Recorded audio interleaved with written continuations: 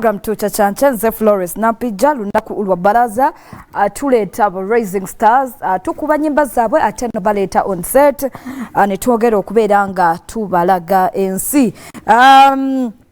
Lubiri Nabagereka Primary School nga wamu ne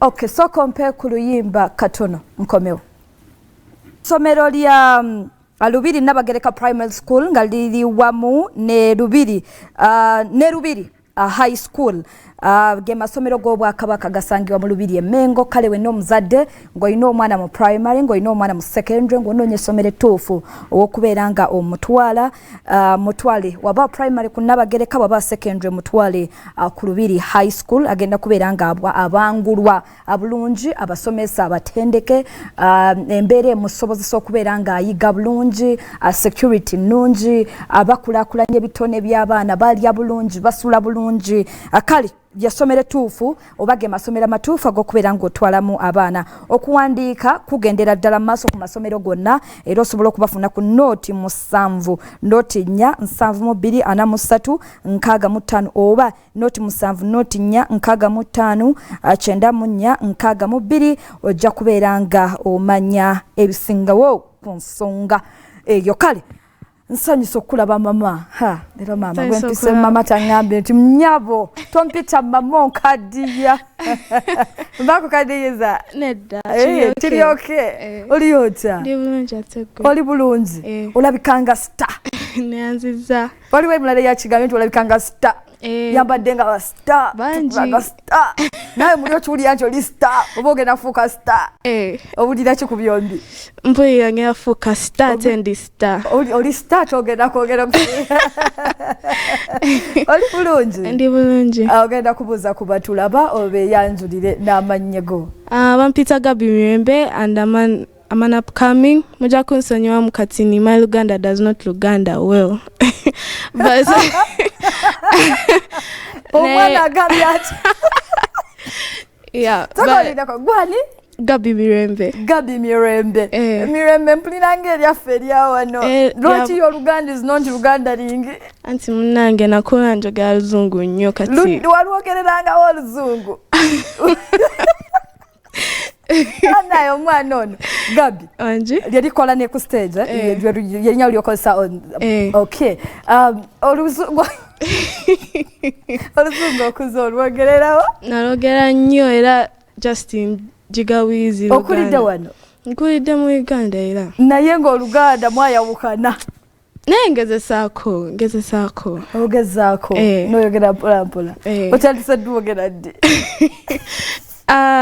nakola na daddy wange nga kale nga twogera Oluzungu buli kanaku ne lumu nagamba naye Gabbie kyusamuko yogerako Oluganda kusomera mbale temwogeranga Luganda English strictly yes okay daddy nagamba ogenda kuyitandika okwogera Oluganda olwoga mulinga mu class nga ndi mu P7 I'm starting to like learn how to speak fluent ngamanyi how to greet ngamba eladde sebo eladde mami eyo kanga byemmanyi naye kati ngezaako osomerawo nsoma ko African Pearl International Kabalagala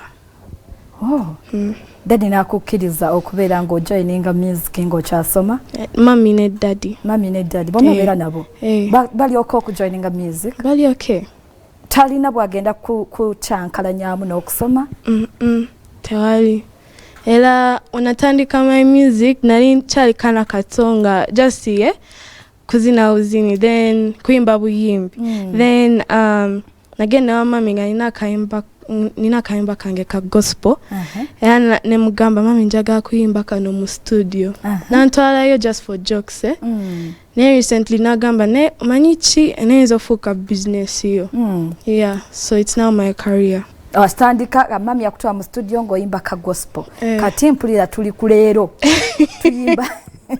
tuyimba lero tubichuka naye still I believe in God so ogenda kuyimba byonna bwimba gospel bwimba neza feza abadigize if I have a collab with a gospel artist which artist maybe Judith because I used to listen to Judith a lot ngakuyimbira ne Judith ya Pastor Bugembe oyagala okolayo olimba ne Pastor Bugembe ate abatali ba gospel wandyagadde okolayo nani onjaga vinka ba mudra wane alien skin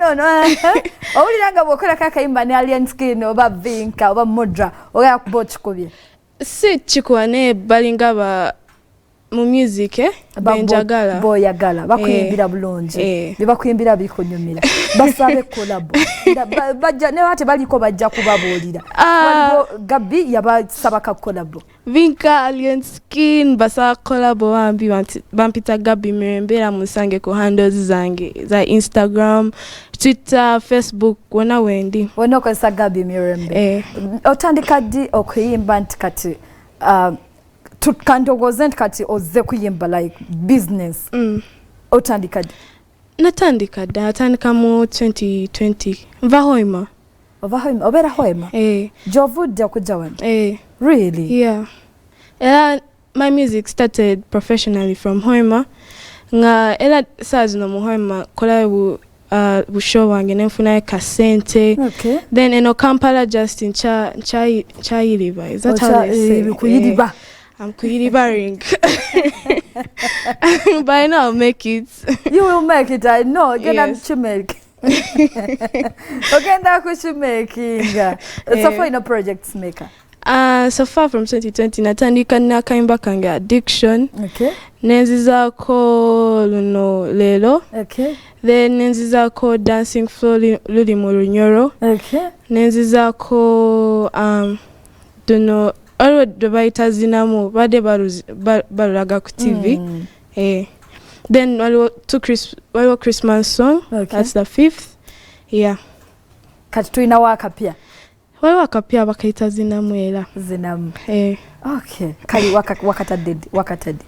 Nakata ku 17th December naina unveiling e Hoima. Okay. Then that's when I unveiled also zinamu.